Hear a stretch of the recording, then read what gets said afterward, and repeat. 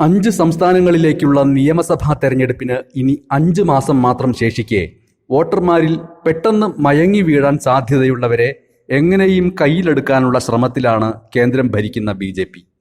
ഉത്തർപ്രദേശ്, ഉത്തരാഖണ്ഡ്, മണിപ്പൂർ, ഗോവ എന്നീ ബി.ജെ.പിയുടെ ശക്തി കേന്ദ്രങ്ങളിലും കോൺഗ്രസ് ഭരിക്കുന്ന പഞ്ചാബിലുമാണ് 2022 മാർച്ചോടെ നിയമസഭാ തെരഞ്ഞെടുപ്പ് നടക്കാനിരിക്കുന്നത്. അതുകൊണ്ട് ജനത്തെ വീണ്ടും കയ്യിലെടുക്കാൻ ബി.ജെ.പി. തയ്യാറാക്കി നടപ്പാക്കി തുടങ്ങിയ പദ്ധതികൾ ഇങ്ങനെയാണ്. നിത്യവും വില കൂട്ടി നരകിപ്പിച്ചത് ജനങ്ങൾക്കിഷ്ടമായിട്ടില്ല. അതിനുള്ള തിരിച്ചടിയാണ് ഇക്കഴിഞ്ഞ ഉപതെരഞ്ഞെടുപ്പ് ഫലങ്ങളിൽ ഹിമാചൽ പ്രദേശിലും രാജസ്ഥാനിലുമടക്കമുണ്ടായ നാണം കെട്ട തോൽവി. അതുകൊണ്ട് 2022 മാർച്ചിൽ 5 സംസ്ഥാനങ്ങളിലേക്കുമുള്ള നിയമസഭാ തെരഞ്ഞെടുപ്പ് കഴിയുന്നതുവരെ ഇതുവരെ ചെയ്തുകൊണ്ടിരുന്ന വൻ ജനദ്രോഹങ്ങളിൽ ജനങ്ങൾക്ക് എളുപ്പം മനസ്സിലാവുന്ന ജനദ്രോഹങ്ങളൊക്കെ തൽക്കാലത്തേക്ക് മാറ്റിവെക്കാം. അങ്ങനെ പെട്രോളിൻ്റെയും ഡീസലിൻ്റെയും എക്സൈസ് തീരുവ കുത്തനെ കൂട്ടിവെച്ചിരുന്നതിൽ നിന്ന് അല്പമൊന്നു കുറച്ചു.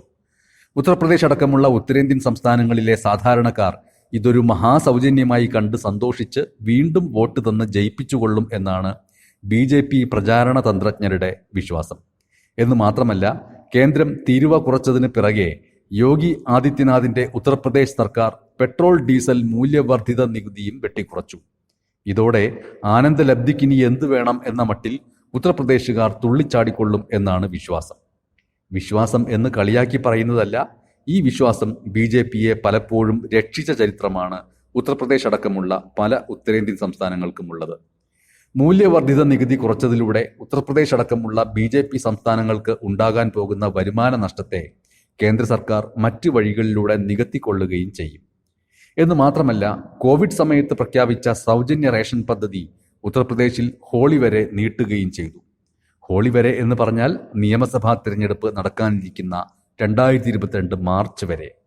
അതുകൊണ്ട് രാജ്യം ഇനി കാണാൻ പോകുന്നത് 2022 മാർച്ചിലെ വോട്ടെടുപ്പ് വരെ വലിയ തോതിൽ കൂടാതെ നിൽക്കുന്ന ഇന്ധനവില തന്നെയായിരിക്കും. അത് കഴിഞ്ഞാൽ വീണ്ടും വില കൂട്ടിക്കൊണ്ടേയിരിക്കും. എന്നിട്ട് 2024 ലോക്സഭാ തെരഞ്ഞെടുപ്പിന് ഒരു 6 മാസം മുമ്പോ മറ്റോ ഇപ്പോൾ എക്സൈസ് തീരുവ കുറച്ചതുപോലുള്ള ചില പ്രഖ്യാപനങ്ങളും ഉത്തർപ്രദേശ് മോഡൽ സൗജന്യ റേഷനുമൊക്കെ വീണ്ടും കൊണ്ടുവരും.